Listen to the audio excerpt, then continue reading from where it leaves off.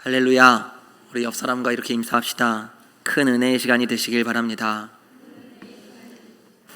네, 감사합니다. 그럼 올림픽 보고 계시나요? 네, 올림픽보다 재밌는 게 바로 이 창세기 이야기입니다. 오늘은 우리 이 말씀을 통해서 요셉의 이야기를 좀 함께 살펴보도록 하겠습니다. 요셉은 비록 30세의 나이에 애굽의 총리가 되는 큰 영광을 누렸지요. 그러나 총리가 되기 전 요셉의 젊은 날은 배신과 고통, 외로움으로 가득한 날들이었습니다. 애굽의 왕 바로는 어느 날 꿈을 꾸었는데요. 나일강에 살찐 7마리의 암소가 갈대밭에서 밥을 먹고 있었어요. 근데 그 뒤에 흉하고 파리한 그 7마리의 암소가 있었는데, 그 흉하고 파리한 7마리의 암소가 살찐 7마리의 암소를 확 잡아먹는 꿈이었어요. 또 이어서 다른 꿈을 꾸었습니다. 무성하고 풍성한 7가지의 이삭이 있었는데, 동풍에 의하여서 말라빠진 7가지의 이삭이 또 있었어요. 근데 이 마른 7가지의 이삭이 무성하고 풍성한 그 7가지의 이삭을 확 잡아먹는 꿈을 또 꾸었습니다. 바로는 이 꿈을 꾸고 나서 너무 의아해했습니다. 이 꿈의 의미를 알지 못하였습니다. 그리고 요셉은 이 꿈의 의미를 해석해 주었습니다. 이 꿈의 의미는 이제 앞으로 애굽 땅에 7년 동안 풍년이 있을 것이지만 그 이후에는 7년의 극심한 흉년이 임할 것이다 라는 꿈이었습니다. 하나님의 예언적인 꿈이었죠. 이 예언은 성취되었고 곧 애굽 온 땅에는 7년의 풍년 이후에 7년의 심각한 흉년이 찾아왔습니다. 오늘 우리가 함께 읽은 이 말씀은 7년의 흉년 중 2년이 지났을 때의 일입니다. 7년의 흉년은 비단 애굽에만 임한 것이 아니었습니다. 요셉의 형제들이 살고 있었던 가나안 땅에도 동일하게 이 흉년이 임한 거예요. 가나안 땅에서 요셉의 형제들은 먹을 것이 없어지자 애굽으로 식량을 구하기 위하여 올라왔습니다. 가나안 땅에서 요셉은 이제 가나안 땅에서 자신에게 찾아온 이 사람들이 자신의 형들이라는 사실을 요셉은 단번에 알아차렸습니다. 하지만 형들은 자신 앞에 있는 이 위대한 애굽의 총리가 자신의 동생 요셉인 줄은 꿈에도 상상하지 못했습니다. 전혀 알지 못했지요. 그리고 요셉은 자신의 정체를 밝히지 않았습니다. 요셉은 자신의 정체를 숨긴 채 그의 아끼는 은잔 하나를 자신의 동생 베냐민의 그 곡식 자루에 몰래 숨겨둡니다. 이제 형들은 애굽에서 곡식을 많이 얻었고 기쁜 마음으로 애굽 땅을 떠났습니다. 이때 요셉은 자신의 청지기를 보내어 그들을 빨리 쫓아가게 하였습니다. 저 멀리서 요셉의 청지기가 헐레벌떡 뛰어오고 있어요. 그리고 형들에게 말합니다. 이 도둑놈들아, 왜 우리 주인님의 은잔을 도둑질하느냐? 당장 내놔라. 형들은 도둑질할 혐의로 체포가 되었습니다. 형들은 너무나 억울했어요. 아니, 그게 무슨 말이에요? 우리는 은잔을 결코 도둑질하지 않았어요. 요셉의 형들은 자신들의 혐의를 극구 부인하였지만 형제들의 자루를 하나씩 열어보다 보니 마지막 자루, 그 베냐민의 자루에서 요셉의 은잔이 발견되고 만 거예요. 요셉은 자신의 은잔이 발견된 자루를 가진 베냐민만 애굽에서 종으로 남고 나머지 형들은 아버지에게로 돌아가라 라고 보내려고 하였습니다. 이때 형제들 중 넷째 형제인 유다가 자신이 베냐민을 대신하여서 내가 종이 되겠습니다 라고 애원을 하였습니다. 유다는 자신의 아버지가 그 막내 동생 베냐민을 너무나도 사랑하기 때문에 만일 이 막내 아들이 아버지의 품으로 돌아가지 않는다면 아버지는 아들을 잃은 슬픔을 견디지 못해 죽게 될 것이라고 말하였습니다. 요셉은 이 모든 이야기를 듣다가 아버지라는 단어에 갑자기 감정이 북받쳐 올라왔습니다. 창세기 44장 34절에 그 아이가 나와 함께 가지 아니하면 내가 어찌 내 아버지에게로 올라갈 수 있으리까? 두렵건대 제 해가 내 아버지에게 미침을 보리이다. 요셉이 시종하는 자들 앞에서 그 정을 억제하지 못하여 소리질러 모든 사람을 자기에게서 물러가라 하고 그 형제들에게 자기를 알리니 그때에 그와 함께한 다른 사람이 없었더라. 요셉은 자신의 감정을 억제하지 못하고 형제들에게 즉시 자신의 정체를 밝혔습니다. 얼마나 이 요셉의 울음소리가 컸는지 그 소리가 애굽 사람에게 들리며 그 바로의 큰 궁 안에 널리 울려 퍼졌다라고 말씀하고 있습니다. 2절에 요셉이 큰 소리로 우니 애굽 사람에게 들리며 바로의 궁중에 들리더라. 마치 거대한 쓰나미가 확 몰려오듯이 요셉의 마음에는 억제할 수 없는 감정의 쓰나미가 확 몰아친 것이지요. 도대체 무엇이 요셉의 감정을 억제하지 못하게 한 것일까요? 그것은 바로 아버지에 대한 소식이었습니다. 요셉은 자신의 아버지가 살아계시리라 생각지 못했습니다. 44장 34절을 보면 유다가 이렇게 말하는데요. 제 해가 내 아버지에게 미침을 보리이다. 유다는 아버지에 대한 소식으로 이야기를 마무리하였습니다. 유다의 이야기를 들은 요셉은 자신의 아버지에 대한 그 그리움이 너무 깊이 사무쳐버린 것이죠. 3절에 요셉이 그 형들에게 이르되 나는 요셉이라 내 아버지께서 아직 살아계시니까? 형들이 그 앞에서 놀라 대답하지 못하더라. 요셉은 아버지가 살아계시다는 소식을 듣고 무척이나 놀랐습니다. 요셉은 자신의 아버지가 죽은 줄만 알았던 것 같습니다. 요셉은 자신을 그렇게 사랑해 주고 아껴주었던 자신의 아버지 야곱이 너무나 그리웠습니다. 고향을 떠나 먼 타지 애굽 땅에서 밤이면 밤마다 아버지의 얼굴을 그리곤 했습니다. 아버지가 나를 쓰다듬어 주시던 그 부드러운 손길과 아버지의 따뜻한 음성이 너무 그리웠습니다. 또 아버지의 품이 너무 그리워서 그 아버지가 생각날 때면 애굽 땅에서 잠을 지새우기도 했습니다. 속으로 이렇게 생각했습니다. 내 아버지는 나를 많이 사랑해 주었는데 아버지는 나에게 아름다운 채색 옷도 만들어 주셨지. 아버지가 살아 계실까? 아마 세상을 떠나셨겠지. 아버지가 너무 보고 싶다. 요셉은 아버지가 살아계시다는 소식을 듣고 형들 앞에서 그 정을 억제하지 못하고 자신의 정체를 밝혔습니다. 4절에 요셉이 형들에게 이르되 내게로 가까이 오소서.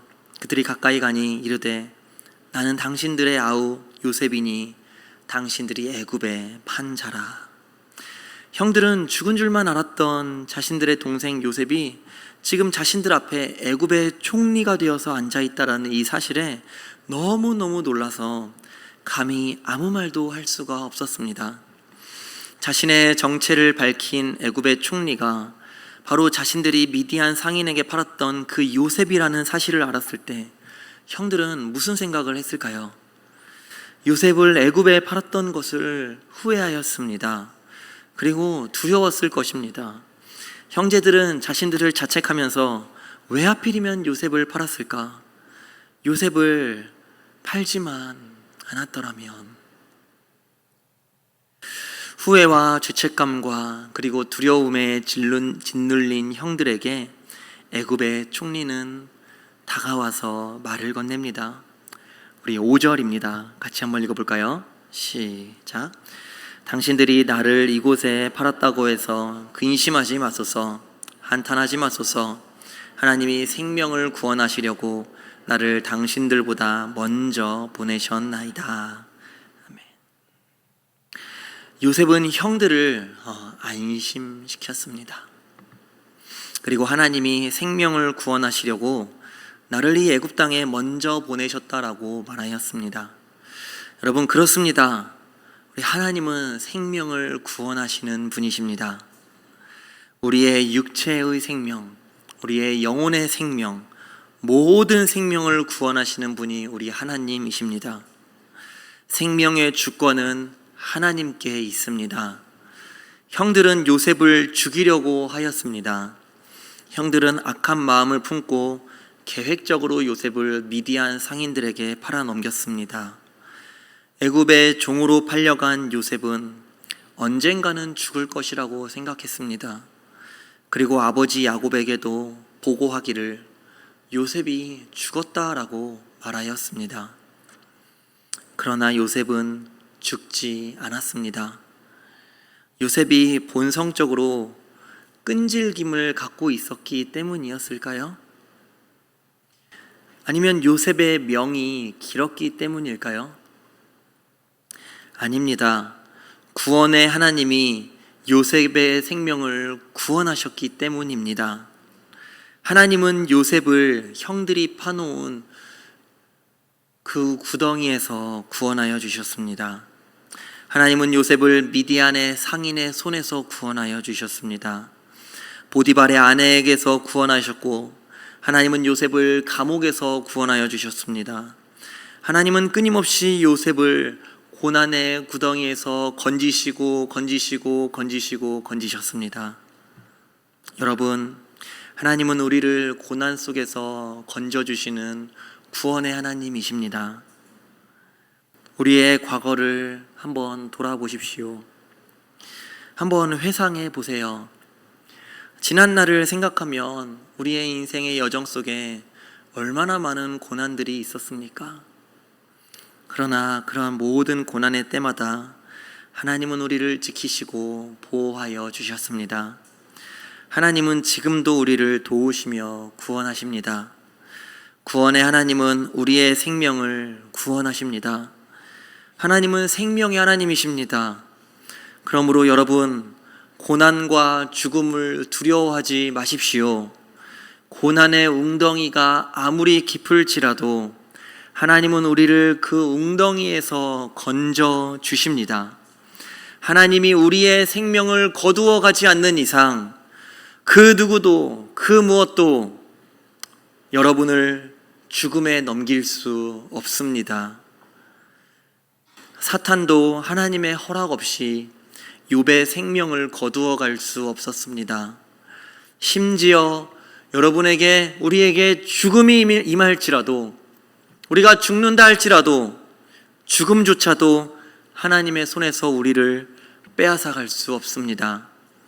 예수님을 죽음에서 살리신 하나님이 우리를 모든 고난과 죽음에서 구원하시고 지키시고 영원히 붙드실 것입니다. 시편 54편 4절에 시인은 이렇게 고백합니다. 우리 같이 고백해 볼까요? 시작. 하나님은 나를 돕는 이시며 주께서는 내 생명을 붙들어 주시는 이시니이다. 아멘. 그러나 여러분, 요셉은 자신의 생명만을 구원하는 곳에서 멈추지 않았는데요. 요셉은 자신의 생명을 구원하신 하나님이 자신의 가족들, 자신의 형들도 구원해 주실 것이라고 말하고 있습니다. 우리 6절과 7절을 함께 읽어보겠습니다. 시작. 이 땅에 2년 동안 흉년이 들었으나 아직 5년은 밭갈이도 못하고 추수도 못할지라 하나님이 큰 구원으로 당신들의 생명을 보존하고 당신들의 후손을 세상에 두시려고 나를 당신들보다 먼저 보내셨나니. 아멘. 요셉은 4절을 보세요. 창세기 4장 4절을 보시면 형들에게 어떻게 자신을 소개하고 있냐면요, 당신들이 애굽에 판 자라고 요셉이 자기를 이렇게 소개를 해요. 그렇습니다. 여러분, 요셉이 애굽에 온 이유는 형들이 요셉을 팔았기 때문이에요. 이게 거짓인가요? 사실이죠, 그렇죠? 그러나 5절부터 요셉은 자신이 애굽에 온 이유가 형들이 팔았기 때문이라고 말하지를 않습니다. 요셉이 이곳에 온 이유에 대해서 이렇게 말하는데요. 5절을 같이 봅시다. 시작. 당신들이 나를 이곳에 팔았다고 해서 근심하지 마소서, 한탄하지 마소서. 하나님이 생명을 구원하시려고 나를 당신들보다 먼저 보내셨나이다. 아멘. 자, 보세요. 4절에서는 당신들이 애굽에 나를 팔았기 때문에 내가 이곳에 왔다라고 말을 하지만 5절에서는 하나님이 나를 보내셨다라고 말을 하고 있어요. 4절이 사실인가요? 5절이 사실인가요? 여러분, 요셉은 자신이 이곳에 온 이유를 믿음으로 재해석하고 있는 것입니다. 요셉은 처음부터 자신을 애굽에 보내신 분이 하나님이다라는 것을 어떻게 알았겠어요? 몰랐겠지요. 요셉의 마음 깊은 곳에는 형들의 배신으로 인한 상처가 깊이 자리하였을 것입니다. 형들이 자신을 물 한 방울 없는 그 깊은 구덩이에 던졌을 때에 느꼈던 그 공포와 두려움, 또 미디안 상인에 의해 노예로 팔려갈 때에 느꼈던 그 절망감은 요셉의 기억 속에 잊을 수 없는 이 기억으로, 상처로 남아 있었을 것입니다. 요셉은 배신에 대한 아픔과 분노로 많은 날들을 눈물로 애굽 땅에서 보내었을 것입니다. 이집트의 화려한 궁정일지라도 그의 내면 깊은 곳에서는 형들에 대한 미움을 지울 수가 없었습니다. 그가 노예로 팔려갈 때에 자신을 바라보는 형들의 그 차가운 눈빛이 아마 요셉의 기억 속에는 날카로운 칼로 새겨진 그런 아픔 기억으로 아주 선명하게 남아 있었을 것입니다. 그래서 요셉은 4절에 당신들이 애굽에 판 자가 바로 나 요셉입니다 라고 이야기하는 것이지요. 그러나 요셉은 하나님을 보았습니다. 하나님은 결코 요셉을 배신한 적이 없었고 늘 요셉과 함께 하였습니다. 고난 중에도 하나님은 요셉과 함께 하셨습니다. 창세기 39장 2절에 여호와께서 요셉과 함께 하심으로 그의 주인이 여호와께서 그와 함께 하심을 보며 여호와께서 요셉과 함께 하시고 이는 여호와께서 요셉과 함께 하심이라. 끊임없이 하나님은 요셉과 함께 하셨습니다. 애굽의 총리가 된 요셉은 지난 모든 날들을 돌아보니 자신이 지금 애굽에 와서 총리가 된 모든 과정이 단지 형들이 나를 팔아서만 온 것이 아님을 알게 되었습니다. 하나님은 요셉과 늘 함께 하셨습니다. 요셉은 자신이 겪은 모든 지난날의 고난들을 믿음으로 다시 재해석을 한 것입니다. 그리고 요셉은 자신이 애굽에 온 이유가 하나님이 나를 보내셨구나 라고 깨달았습니다. 하나님이 큰 구원으로 자신의 가족들과 그 후손들의 생명을 보존하시기 위하여 나를 이곳에 보내셨다라는 것을 요셉은 고난 가운데에 깨달은 것입니다. 여러분, 믿음은 내게 일어난 고난을 재해석하는 것입니다. 우리의 모든 고난은 반드시 재해석되어야만 합니다.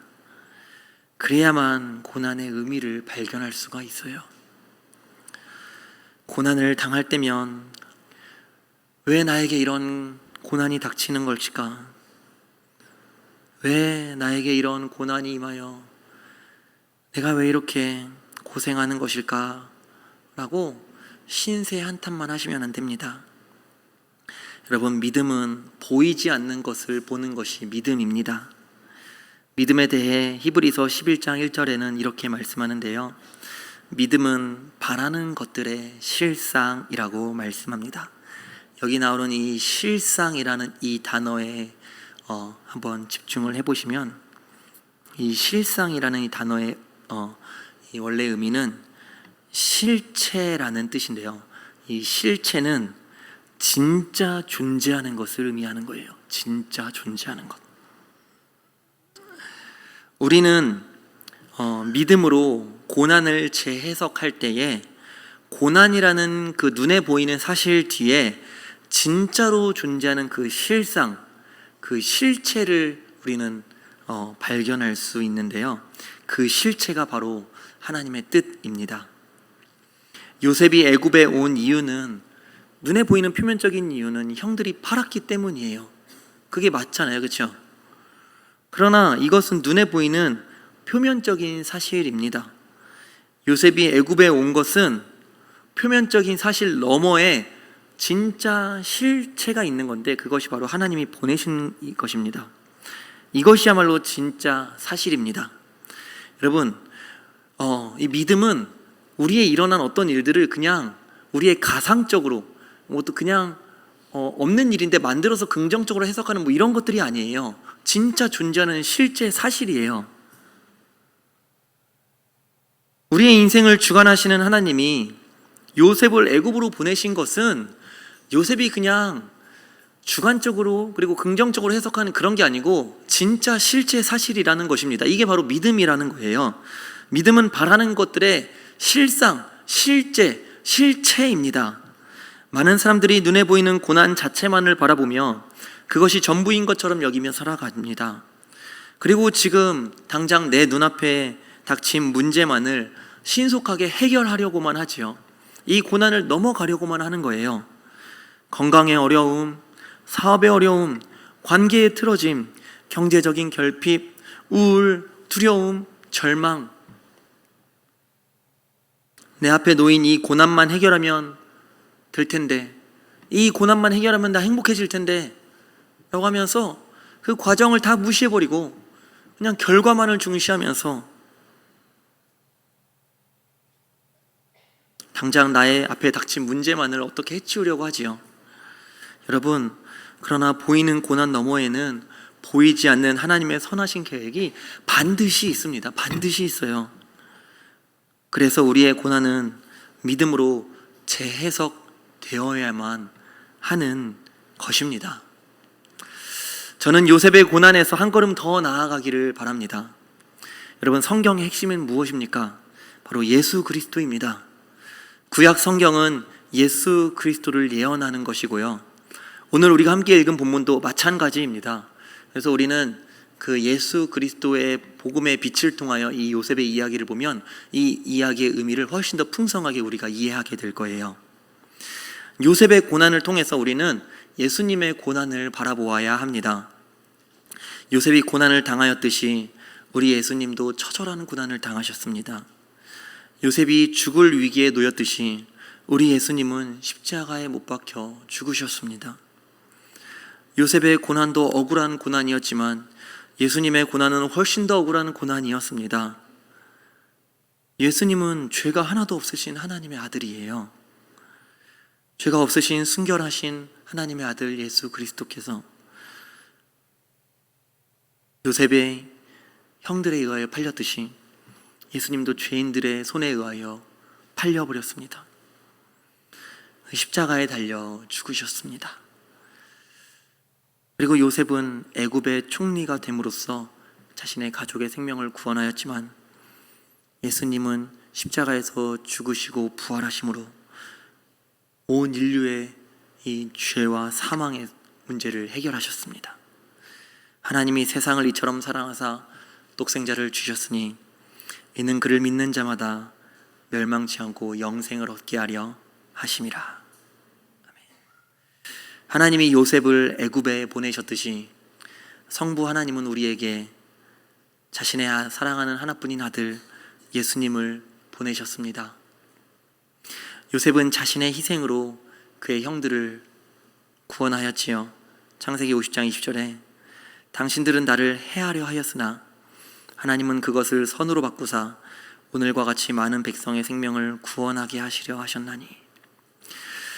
하나님은 요셉의 희생을 통해 많은 백성의 생명을 구원하셨듯이 예수님의 희생을 통하여서 우리 죄인의 생명을 구원하여 주셨습니다. 이사야 53장 5절에 그가 찔림은 우리의 허물 때문이요 그가 상함은 우리의 죄악 때문이라. 그가 징계를 받음으로 우리는 평화를 누리고 그가 채찍에 맞음으로 우리는 나음을 받았도다. 여러분, 많은 사람들이, 특별히 우리 예수 믿는 신자들이 고난의 문제에 대하여 이렇게 질문합니다. 하나님이 선하고 전능하시다면 왜 하나님이 창조하신 이 세상, 우리 특별히 인간이라는 이 피조물에게 고통을 당하도록 하나님이 왜 허락하시는 거야? 많은 사람들이 하나님의 선하심과 이 세상에 존재하는 이 고통의 문제를 이해하지 못하여서 너무 극심한 고통을 당하다가 신앙을 저버리기도 합니다. 여러분들은 어떻게 생각하세요?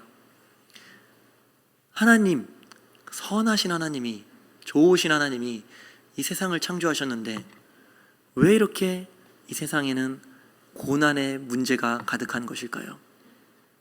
하나님이 악한 분이실까요?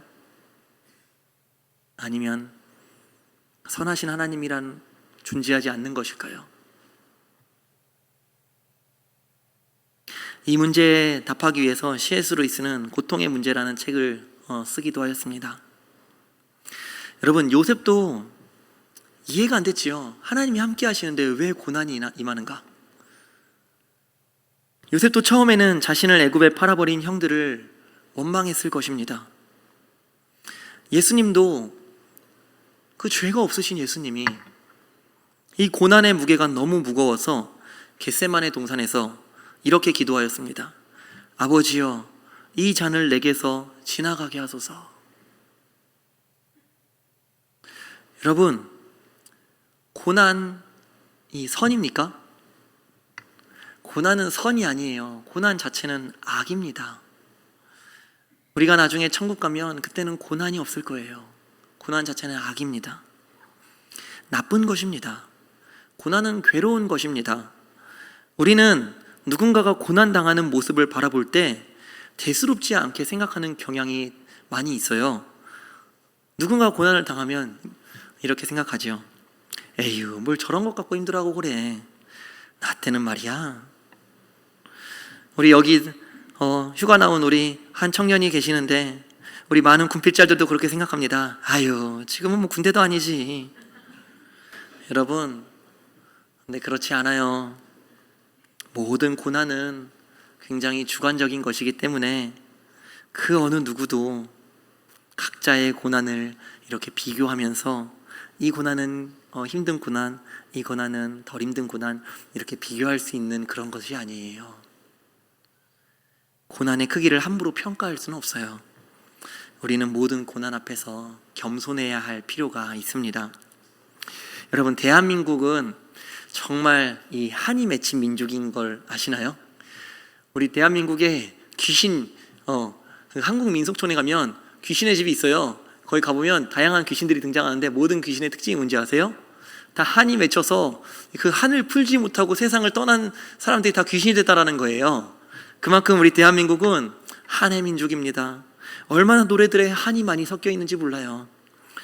고난을 참 많이 겪었습니다.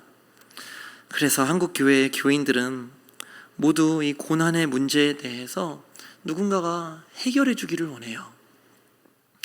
그리고 고난의 문제를 해결하기 위해 한국 교회가 고난에 대한 이제 대책을 마련합니다.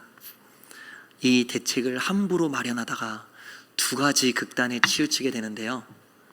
하나는 기복주의 신앙이고 하나는 패배주의 신앙입니다. 먼저 기복주의 신앙에 대해서 좀 말씀을 드리겠습니다. 기복주의 신앙은 하나님을 무조건 복만 주시는 분으로 생각하는 신앙이에요. 물질의 복, 건강의 복, 자녀의 복, 오로지 복만을 강조합니다. 많은 교인들이 부유함을 자신이 예수 잘 믿어서 하나님이 나를 이렇게 부유하게 해주셨다라고 이렇게 원인과 결과적으로 생각을 합니다. 그리고 그것을 자랑하며 간증하며 다닙니다. 시중에 이러한 책들이 얼마나 많이 있는지 몰라요. 이에 자극을 받은 교인들도 저거야? 저게 바로 원리야? 저렇게 하면 부유하게 되는 거야? 좋아, 나도 오늘부터 시작할 거야 하면서 나도 저렇게 하나님을 섬기며 헌금하고 기도하면 하나님이 나에게 복을 많이 주실 거지. 그리고 이 기독교 신앙을 하나님과의 거래적인 관계로 생각을 합니다. 기복주의 신앙은 성경에서 고난의 의미를 이렇게 쓱쓱 지워버립니다. 고난을 하나님의 어떤 처벌로만 생각하는 거예요. 그래서 모든 성경을 개인이 복을 받는 것으로만 해석하는 오류에 빠집니다. 대한민국이 1950년도와 이 60년대 어떤 일이 있었지요? 6.25 전쟁이라는 한국전쟁이라는 엄청 큰 고난을 겪었지요. 그리고 그 고난 이후에 대한민국이 7, 80년대에 그 급격한 산업화로 인하여서 엄청 급속도로 발전을 하게 됩니다. 그러면서 한국교회의 이 성도들이 개인의 성공과 물질적인 이 안정을 하나님이 주시는 복으로, 물론 복이 맞지요. 그러나 이것만이 하나님 주시는 복으로 이렇게 생각을 하게 됩니다. 이러한 시대적 분위기 속에 한국교회는 이러한 기복주의 신앙이 급속도로 전파되어집니다. 이러한 예수 잘 믿으면, 기도 열심히 하면, 헌금 열심히 하면 하나님이 물질적 복 주시고 우리 자녀들 성공하게 해주시겠지 하면서 이 7, 80년대 한국교회의 많은 교인들이 이러한 기복주의적인 메시지에 열광하였습니다. 이처럼 기복주의 신앙은 고난의 의미를 세속적인 성공으로 지워버리는 오류에 빠지게 되었습니다. 또한 고난의 문제에 대해서 해결법을 찾기 위해 빠지는 또 하나의 극단은 패배주의입니다. 사실 기복주의 신앙은 지금은 조금은 좀 잠잠해졌어요. 근데 지금 팽배해진 이 신앙은 바로 패배주의 신앙입니다. 패배주의 신앙은 기복주의와는 반대로 고난과 실패만을 너무 극단적으로 강조하는 신앙이에요. 이러한 신앙은 실패에 대한 어떤 그런 실패, 그런 고난 이런 걸 너무 당연하게 생각하면서 공감과 위로만을 극단적으로 강조하게 되어집니다. 요즘 한국교회의 많은 청년들이 누군가가 자신의 마음을 위로해 주기를 바라며 이러한 패배주의 신앙에 깊이 젖어들고 있어요. 많은 기독교 청년들이 힘들다, 어렵다, 쉽지 않다, 이런 말을 입에 달고 살아다닙니다. 지금 우리의 상황은 7, 80년대에 급속도로 성장한 그 한국의 상황과는 조금 다릅니다. 지금 대한민국은 많이 부유해졌습니다. 얼마나 부유한지 제가 지난주 토요일에 제가 섬기는 제가 셀을 하나 맡고 있는데요, 청소년부에서 우리 청소년부 아이들에게 조건을 걸었어요. 얘들아, 너네 10계명 다 외우면 목사님이 치킨 사줄게. 요즘 치킨 요즘 한 마리가 2만 원이에요. 그럼 우리 아이들 9명인데 거의 1인 1닭 하면 18만 원의 돈을 쓰게 돼요. 큰 돈이지요. 그래도 우리 아이들 10계명 외우게 하려고 제가 큰 결심을 했습니다. 이제 아이들이 10계명을 외우고 치킨을 먹을 때가 됐습니다. 제가 공지를 했어요. 우리 부모님들에게도 공지를 했습니다. 애들이 그래도 치킨이면 올 줄 알았습니다. 9명 중에 1명 왔습니다. 나머지는 치킨을 못 걸어오지 않았습니다. 굳이 제가 치킨 사주지 않아도 우리 아이들 언제든지 먹고 싶은 음식 마음껏 먹을 수 있는 시대예요. 우리 여기 계신 우리 장로님들한테 물어보세요. 장로님들 10대 시절에 먹을 수 있는 건 마음껏 먹을 수 없었어요. 한국이 부유해지면서 많은 사람들이 가난으로 힘들어하기보다는 이런 치열한 경쟁 사회 속에서 남들과 비교하면서 상대적인 빈곤에 빠지게 되었습니다. 그러면서 정신적인 문제, 어떤 우울감, 어떤 극단적인 조현병, 이런 정신적인 질환으로 많은 사람들이 괴로워하고 있지요. 그러면서 이 패배주의 신앙은 기독교인들이 고난을 당하며 사는 것이 당연하다. 그리고 세상의 성공과 축복, 그리고 그런 것들은 죄악시 여기기 시작하였습니다. 그리고 정신적인 고난 속에서 어떤 공감과 위로만을 강조하기 시작했습니다.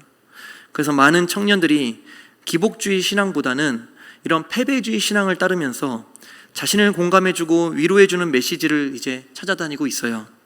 요즘에 많은 청년들이 모이는 그런 교회들, 제가 이름을 다 바뀔 수는 없지만 그런 청년들이 모이는 교회들의 한번 특징을 한번 보세요. 그런 교회 특징을 보면 그 교회의 특징은 설교가 대부분 공감과 위로에 대한 설교의 메시지로 중심을 이룬다라는 거예요. 그러나 여러분, 이 고난의 문제는 기복주의적인 그러한 신앙으로도 해결되지 않지만, 또한 이런 공감과 위로만으로도, 어떤 상담 이런 것만으로도 이 고난의 문제는 해결할 수 있는 게 아니에요. 사랑하는 성도 여러분, 기독교는 기복주의도 아니고 패배주의도 아닙니다. 우리는 이 두 양극단을 피해야 합니다. 고난을 대하는 성경의 답은 무엇일까요? 바로 하나님의 영광을 경험하는 것입니다. 기독교는 영광의 종교입니다. 예수님께서 이 영광에 대하여서 이 천국 비유로 말씀해 주셨는데요. 마태복음 13장 45절에 또 천국은 마치 좋은 진주를 구하는 장사와 같으니 극히 값진 진주 하나를 발견하매 가서 자기의 소유를 다 팔아 그 진주를 사느니라. 여기 나오는 46절에 극히 값진 진주는 바로 하나님의 영광을 의미합니다. 여러분, 하나님의 이 영광이라는 이 진주를 발견하지 못하면 자기의 소유를 팔 수가 없어요. 인간의 노력으로 자기의 소유의 어떤 일부는 팔 수 있겠지요. 그러나 자기의 모든 소유를 파는 것은 절대 불가능합니다. 현대의 기독교는 너무 인간 중심적으로 변질되어 버렸습니다. 기독교 신앙이 이 진주를 발견하는 일에는 소홀히 한 채 인간의 어떠한 행동, 인간의 어떠한 노력, 인간이 무엇을 해야만 하는 이런 행동주의 신앙으로 변질되어 버렸습니다. 이제 한국교회는 신학과 교리, 말씀 이런 것들을 하찮게 여기고 인간의 행동만을 중요시하는 풍조가 팽배해졌습니다.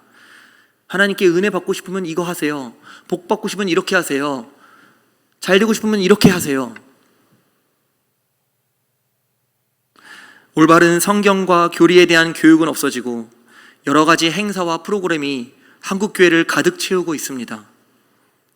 그 이유는 현대인들이 하나님의 영광에 대해 무관심하고 거의 전적으로 인간의 유익에 대해서만, 지금 당장 나에게 이익이 되는 무언가에 대해서만 관심을 갖고 있기 때문입니다. 그러나 신앙은, 이 기독교 신앙은 우리가 하나님께 무언가를 막 해드리기 이전에 하나님이 우리를 위해 행하신 위대한 일, 그 하나님의 영광을 먼저 보는 것입니다. 우리가 자기의 소유를 다 팔기 위해서는 값진 진주를, 즉 하나님의 영광을 발견해야만 합니다. 이방 종교의 특징은 뭐냐면 이방신의 마음을 움직이기 위해서 사람들이 분주하게 움직인다는 거예요. 굉장히 열심히 해요. 여러분, 이슬람 보세요. 자신의 목숨을 바치고 있습니다. 열왕기하 18장에 보면 엘리야와 싸운 바알 선지자들의 모습이 나오는데요. 우리는 이 18장을 굉장히 두려운 마음으로 읽어야 합니다. 보시면 엘리야는 그 싸움에서 아무것도 하지 않았어요. 그냥 가만히 앉아서 하나님이 일하실 것을 바라만 보고 있었어요. 그러나 그 밑에서 바알 선지자들이 행하는 모습을 보십시오. 그들은 목소리를 높여서 바알을 불렀어요. 그리고 자신들의 몸에 상처를 내며 낭자의 피를 흘리고요, 온 마음과 뜻과 힘을 다하여서 그 바알 제단을 돌아다니면서 막 뛰어다녔어요. 아주 최선을 다하여 제사를 드리고 행동하면서 그 바알 신의 마음을 움직이려고 엄청나게 노력을 기울였습니다. 그러나 여러분, 진정한 신앙은 우리가 하나님을 움직이는 것이 아니에요. 하나님이 우리를 위해 행하신 놀라운 일들을 바라보는 것입니다. 이것이 기독교 신앙의 본질입니다. 그분의 영광을 경험하는 것입니다. 이것이 바로 기독교 신앙의 위대함입니다. 우리는 하나님이 행하신 위대한 구원의 일들을 통해 하나님의 영광을 맛보아야만 합니다. 그런데 여러분, 이 기독교 신앙의 신비는 바로 이 영광이 고난 뒤에 숨겨져 있다는 거예요. 이스라엘의 성막을 보십시오. 성막을 겉으로 보기에는 너무나 누추하고 초라한 그냥 보잘것없는 텐트예요. 그러나 그 안에 들어가면 지성소가 있고 성소가 있고 성소 안에서는 하나님의 임재와 영광이 찬란하게 빛나고 있습니다. 처음부터 하나님의 영광을 경험하고 하나님의 영광이 이 교회 안에 있구나 라고 하면서 이 교회에 오신 분들, 여기 앉아 계신 분들 중에 단 한 명도 그런 분들은 없을 거예요. 다 처음에는 고난을 안고 교회에 오지요. 처음에는 세상에서 해결하지 못한 고난을 갖고 교회에 나아옵니다. 그리고 그 고난의 문제를 해결하기 위해 하나님을 의지하다 보니 말씀 가운데, 기도 가운데, 그리고 예배 가운데에 말로 형용할 수 없는 하나님의 그 영광을 경험하게 됩니다. 세상 사람들은 우리가 당하는 고난을 보면서 어리석고 미련하다고 또 불쌍하다고 말합니다. 그러나 그들은 우리의 고난만 바라보지 고난 안에 숨겨져 있는 찬란한 영광을 보지 못하는 것입니다. 성경은 예수님의 고난을 영광과 계속해서 연결시키고 있는데요. 누가복음 24장 26절에 그리스도가 이런 고난을 받고 자기의 영광에 들어가야 할 것이 아니냐. 로마서 8장 18절 생각하건대 현재의 고난은 장차 우리에게 나타날 영광과 비교할 수 없도다. 히브리서 2장 9절에 죽음의 고난 받으심으로 말미암아 영광과 존귀로 간을 쓰신 예수. 베드로전서 4장 13절에 오히려 너희가 그리스도의 고난에 참여하는 것으로 즐거워하라. 이는 그의 영광을 나타내실 때에.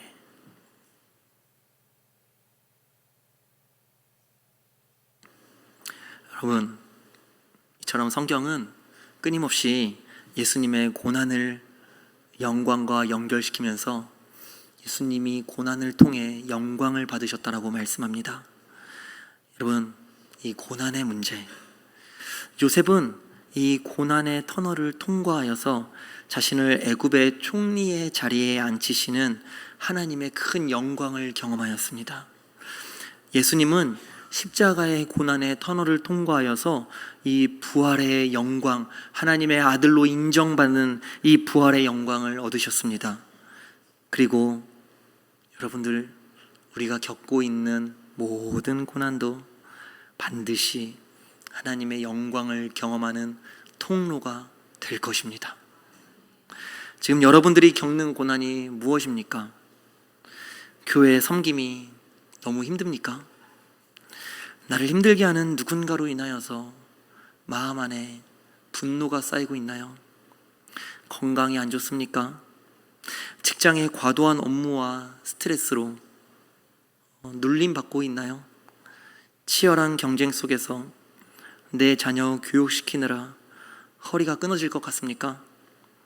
청년들이여, 아무리 신앙생활을 열심히 하고 기도를 열심히 하는데 적절한 배우자가 나타나지 않습니까? 원하는 직장을 들어가고 싶은데 아무리 많은 이력서를 넣어도 연락이 오지 않나요? 자영업자분들이여, 경제 상황이 어려워지면서 자금난에 시달리고 있습니까? 지금 파산 앞에 있습니까? 또는 아무에게도 말할 수 없는 정신적인 스트레스를 받으면서 약을 먹고 계신 분 계십니까? 은퇴하신 분들이요, 많은 돈을 모아두었지만 이제는 삶이 무료하십니까? 인생의 의미를 잃어버리셨나요? 살아도 사는 것 같지 않다고요? 아니면 배우자와의 졸혼의 위기에 놓여 있습니까? 여러분, 어떠한 고난이든지 고난 뒤에 영광이 숨겨져 있습니다. 그동안은 내가 나의 열심으로 살아왔지만 이제는 하나님의 열심을 바라보아야 할 때입니다. 고난을 극복하기 위한 길은 기복주의도 아니고 패배주의도 아닙니다. 오직 하나님의 영광을 경험하는 것입니다. 말씀을 정리하겠습니다. 여러분, 우리의 인생은 바로의 꿈과 같아요. 7년의 풍년처럼 한때 왕년에는 정말 이 풍족함을 누리면서 살아갈 때도 있지요. 그러나 때로는 이 7년의 흉년과 같이 하나님이 우리의 것을 모두 거두어 가실 때도 있습니다. 큰 기근이 임할 때도 있습니다. 그러나 여러분, 아무리 힘겨운 고난이 임하여도 그 고난은 결코 영원하지 않습니다. 이것을 기억하셔야 돼요. 고난은 영원하지 않다. 때로는 그 고난의 때가 굉장히 길 수도 있어요. 어쩌면 이 땅에서 그 고난이 끝나지 않을 수도 있거든요. 그러나 이 땅에서 끝나지 않는 고난이라 할지라도 그 고난은 결코 영원한 고난이 아닙니다. 현재의 고난은 장차 우리에게 나타날 영광과 비교할 수 없습니다. 비록 지금은 7년의 흉년이지만 하나님이 예비하신 풍족한 양식이 있다라는 것을 우리가 알 수 있다면 얼마나 좋을까요? 지금 내가 겪는 이 인생이 고난으로 가득하지만 고난 후에 하나님께서 약속하신 엄청난 영광이 있다라는 것을 바라볼 수만 있다면 우리가 얼마나 좋을까요?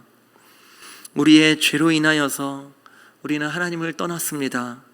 그래서 우리의 죄로 우리는 하나님의 영광을 볼 수 없게 된 것입니다. 로마서 3장 23절에 모든 사람이 죄를 범하였음에 하나님의 영광에 이르지 못하더니, 그러나 하나님의 영광은 예수 그리스도 안에서 여전히 찬란히 빛나고 있습니다. 고린도서 4장 6절, 어두운데 빛이 빛이라 말씀하셨던 그 하나님께서 예수 그리스도의 얼굴에 있는 하나님의 영광을 아는 빛을 우리 마음에 비추셨느니라.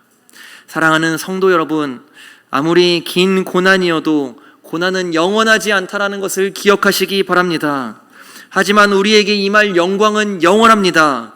영광은 영원합니다. 고난과 비교할 수가 없습니다. 예수님은 죽으셨지만 부활하셨습니다. 예수님의 죽음은 고작 3일이었지만 그분의 부활과 승천과 보좌 우편에 앉으심은 영원하십니다. 죽으시고 부활하신 예수님께서 우리의 모든 죄의 문제를 해결하시고 우리를 하나님의 영광으로 반드시 이끄실 것입니다. 십자가의 죽음 뒤에 숨겨진 부활의 영광을 보십시오.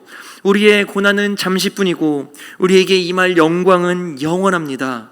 그 영광을 보게 될 때에 우리가 지금 겪고 있는 현재의 고난은 기억조차 안 날 거예요. 우리 로마서 8장 18절 함께 읽고 마치겠습니다. 시작. 생각하건대 현재의 고난은 장차 우리에게 나타날 영광과 비교할 수 없도다. 아멘. 찬양하겠습니다.